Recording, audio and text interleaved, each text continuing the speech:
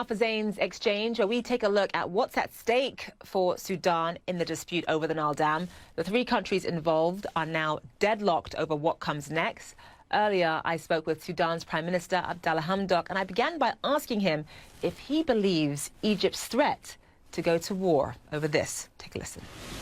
The issues that are related to the GERD, or the Great Ethiopian Renaissance Dam, are very serious. And I think when President Sisi made that statement, he would like us to express to the rest of the world the seriousness of this issue. It is time-bound, and it is linked to the safety, security of millions of our people in both Sudan and Egypt.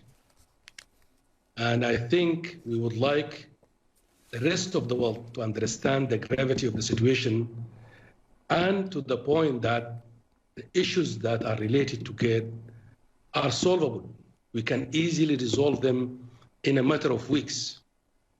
So, and also I think we would like to see this resolved within the remit of the international law. Okay, so speaking of the resolution, your government has talked about getting international partners and mediators to intervene, perhaps some kind of intervention from the UN Security Council. Obviously, the AU has hosted talks, getting more cooperation from the US, at the UN and the EU as well. But Ethiopia says that, you know, this is an African problem and it should be solved by African leaders only. Do they have a point? You know, we are the first to propose the motto of African solutions for African problems. AU is our premier institution. We respect it. What we proposed is to add to the role of the AU the mediators who were there. They were observers. They are observing this process with us for the last year or so. What we would like them just to elevate their role from an observer who are sitting there passively to operate as mediators who could help us reach an agreement and reach it soon. So let me ask you this, Prime Minister. For several years, Sudan was perfectly happy to go about, for Ethiopia to go about building this dam. Sudan had sort of supported this idea that Ethiopia needed a way of providing electricity for more of its citizens. Now it seems as though there's been this sort of sudden about change in your support. What brought that about? Yes, the dam brings a lot of benefits to the three countries for that matter. But for these benefits to materialize, we have to reach a binding agreement that would allow us to plan our life, to be able to utilize the water that is coming from the dam in a way that will allow agricultural production, the livelihood, and all that. Without that agreement, we will always be at the mercy of Ethiopia to give it today and close it tomorrow. This is why we are asking for a binding agreement within the international law. The tensions over the dam are not the only reason why Sudan and Ethiopia are at loggerheads right now. There's also issues when it comes to disputed borders. There are border clashes between Ethiopia and Sudan happening right now. Are you confident that that won't lead to war either? You know, in Sudan border 7 countries. The only border area among the 7 countries that has no dispute, which was resolved years back to 1902. We had an agreement that led us to demarcate these borders on the map and on the ground. Successive Ethiopian government have recognized this. We do not understand why is it suddenly become an issue. In fact, we had established a mechanism, a joint border committee that met twice at least over the last 6 months, and we were moving forward to resolve this. And still we think there is ample room for dialogue and for resolving this peacefully.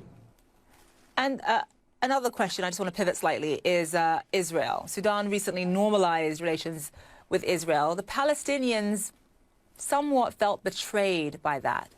what do you make of the Palestinian response to Sudan's normalization with relations with Israel? You know, this great revolution of Sudan, which brought the dictatorship, opened Sudan to the rest of the world. And we have adopted a foreign policy that is transformed Sudan into a country that is at peace with itself, with its neighbors, and all that. When it comes to the issue of normalization with Israel, normalization is not an event, it's a process. We have started this, but the final say on this whole process will be left to the Sudanese people through their institutions. And Prime Minister, you talked about sort of some of the changes that Sudan has made, obviously transitioning from a dictatorship to a democracy, being removed as a state sponsor of terrorism, being now open to the rest of the world, having a relationship and a dialogue with the international community. What do you hope that relationship with the international community, what sort of benefits do you hope that that will bring to Sudan over the long term? You know, thank you very much for bringing this. You are absolutely right. Sudan is passing through multiple transitions, from conflict and wars to peace, from dictatorship to democracy and good governance, from isolation to relinking to the rest of the world, and also from collapsing economy and hardships, hopefully, to prosperity. Opening up to the rest of the world will open Sudan for investment. And as you know, over the last year and a half, we've been able to negotiate with the United States the removal of Sudan from the list of the states sponsoring terrorism. It's a game changer.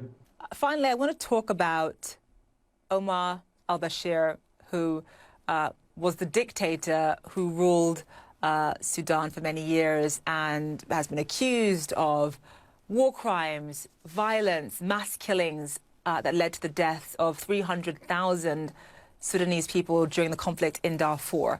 Are you committed at this point, Prime Minister, to making sure that Omar Al-Bashir is handed over to the International Criminal Court to face justice? You know, the three slogans of this revolution were justice, freedom, and equality. And I think we will not rest until we see justice being served to the utmost satisfaction of the victims' families. We have been in direct talks with the ICC. The prosecutor came to visit us. She's coming next month to visit us again. And we are in negotiations with them. We are very determined that justice will be served, and to the satisfaction of our families' victims, we will do anything that will lead us to that satisfaction and that result. Prime Minister Hamdok, appreciate you being on the programme.